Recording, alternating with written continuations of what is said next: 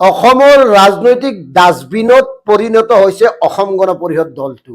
মানে যিমান জাবৰ জোথৰ আছে, বেয়া বস্তু আছে, আৱৰ্জনা আছে, সেই সকলোবোৰৰে ডাষ্টবিনত পৰিণত হৈছে অসম গণ পৰিষদ। এই কাৰণে অসম গণ পৰিষদ জন্ম দিয়া হৈছিল, এই কাৰণে 855 জন শ্বহীদ হৈছিল। এই প্ৰকাশ দাস গাদ্দাৰ এটা, সেই গাদ্দাৰজন আজি বিজেপিৰ পৰা আহি অসম গণ পৰিষদত যোগদান কৰিলে। আৰু এওঁলোকৰ মতলব আছে যোগদান কৰাৰ, এনেই যোগদান কৰা নাই, এওঁলোকে ৰাজনৈতিক অংক কৰিহে এই যোগদানটো কৰিছে।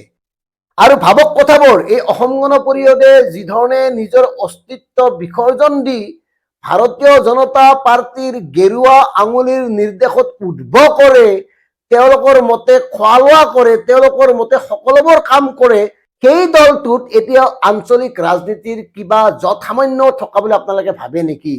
আৰু এই মক্কেলটো ইমান ধুৰন্ধৰ, আচুত থাকি বিজেপিত গ'ল। ঠিক আছে, বিজেপিত যা কৰ, এতিয়া অসম গণ পৰিষদক আহিল।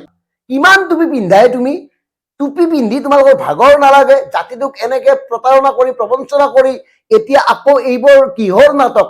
আৰু অসমত এতিয়াও যদি কোনোবা অসম গণ পৰিষদৰ একনিষ্ঠ সেৱক আছে, কৰ্মী আছে, আপোনালোকে ভাবক কথাবোৰ, কি মানুহক এওঁলোকে চপাই লৈছে। কেইদিনমান আগতে আপোনাৰ কৰিমউদ্দিন বৰভূঞা AIUDFৰ তেওঁকো যোগদান কৰাইছে, আৰু যোগদান কৰিবলৈ আহিছে AIUDFৰ নিলম্বিত আন দুগৰাকী বিধায়কো। মানে কি, আৱৰ্জনা থোৱা ডাষ্টবিনত পৰিণত হ'ল অসম গণ পৰিষদ? আৰু এওঁলোকৰ অংকটো চাওক, প্ৰকাশ দাসে বিজেপিৰ নিৰ্দেশতে অসম গণ পৰিষদত যোগদান কৰিছে, নহলে কিয় কৰিব কওক?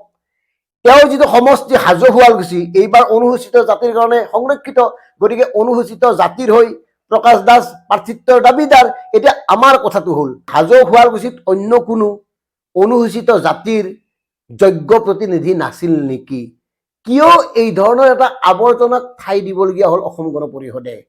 আৰু আমি আজিয়েই কলো, যদি প্ৰয়োজন হয় অনাগত সময়ত এই প্ৰকাশ দাস এটা ৰাতিৰ ভিতৰত অগপয়াৰী বিজেপিত যোগদান কৰিব।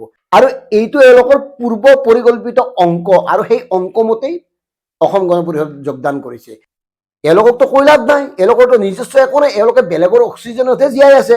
গতিকে পৰজীৱী লোক সম্পৰ্কে ইমান কথা কৈ লাভ নাই। কিন্তু আমি ক'ব খোজা কথাটো হ'ল, এতিয়াও যদি কোনোবা নিষ্ঠাবান কৰ্মী আছে অসম গণ পৰিষদৰ, কথাবোৰ আপোনালোকে ভাবক, এওঁলোকক উলিয়াই দিব লাগে। আমি আগতেও কৈছিলো যে অসম গণ পৰিষদৰ যিটো প্ৰতীক চিহ্ন, সেই প্ৰতীক চিহ্নটো এওঁলোকৰ পৰা কাঢ়ি আনিব লাগে। এওঁলোকক অসম গণ পৰিষদৰ কাৰ্যালয়ৰ পৰা গতিয়াই বাহিৰ কৰি দিব লাগে। এওঁলোকে জাতিটোক যি ধৰণে প্ৰবঞ্চনা কৰিছে, প্ৰতাৰণা কৰিছে, জাতিৰ আৱেগক লৈ যি ধৰণে এওঁলোকে নানা সময়ত নানা খেল খেলি আহিছে, গতিকে এওঁলোকৰ সেই অধিকাৰ এতিয়া নাই। অসম গণ পৰিষদৰ জন্মলগ্নৰ ইতিহাস যিসকলে জানে, এওঁলোকক উলিয়াই দিব লাগে।